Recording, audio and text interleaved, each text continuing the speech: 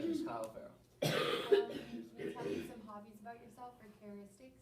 Curious, I am a personal, strong-minded person. I am quite dedicated to my work.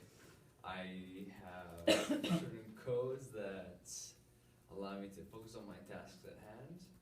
So speaking of work, do you work now? Yes, I do. Where do you work at? I work in a hair salon.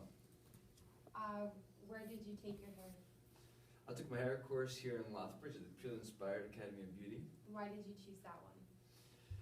Kelsey, the owner of the school, actually saw my talent in a high school trades for the Skills Canada for the high school students. So that's where I first met.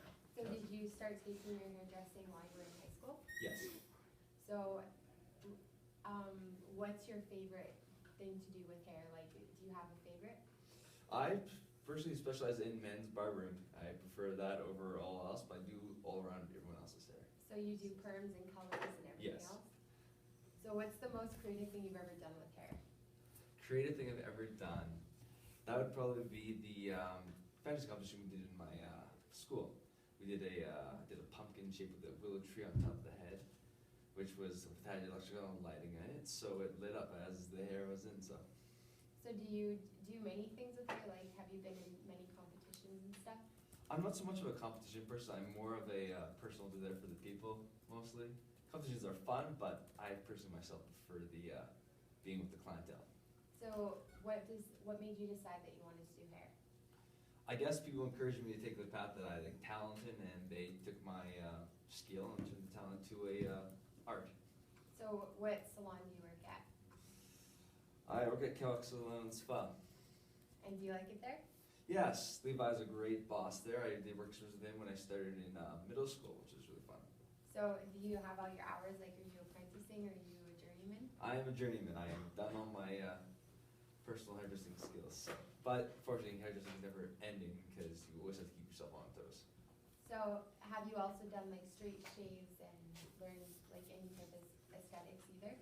Straight shave is a thing I have to take in Vancouver, which is probably something I might have to do more in a couple years from now after saving money. So do you have to keep going back every once in a while to keep learning more and keep up with the trends? Yes, you have to keep up. Like going to like color classes, cutting classes. It's always a process of constant learning. It's never really a complete end. It's just constant learning. So what do you think the hardest part would be for hair?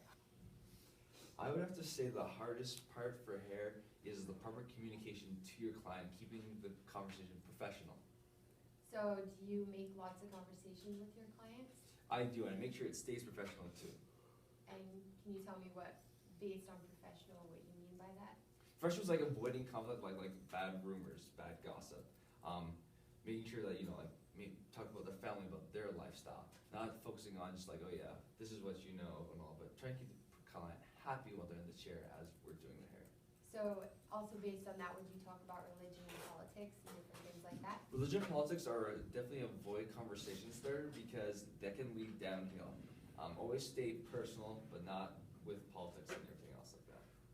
So have you ever had any good stories with your clients? Like if you were talking to a client, what would be the best situation that you've had to handle? The best story I've ever had in a situation was a client was trying to bash one of our other stylists, and I averted the conversation from going any further because it wasn't professional for bad talk from one coworker for another. So avoiding a conversation like that was the best way to convert it and make sure that nothing spread out. So with hair and all your clients, do you think the pay is very fair? It all depends on the month and season. Like I know, like some months, like in the January, we have our slow months. But when it comes to Christmas, the wedding seasons, we're busy and always well. But slow months can be the hardest time. So is it based on commission or is it based more on? More commission. Commission? Yes. So do you think it'd be better to run a hair salon out of your home or at a salon?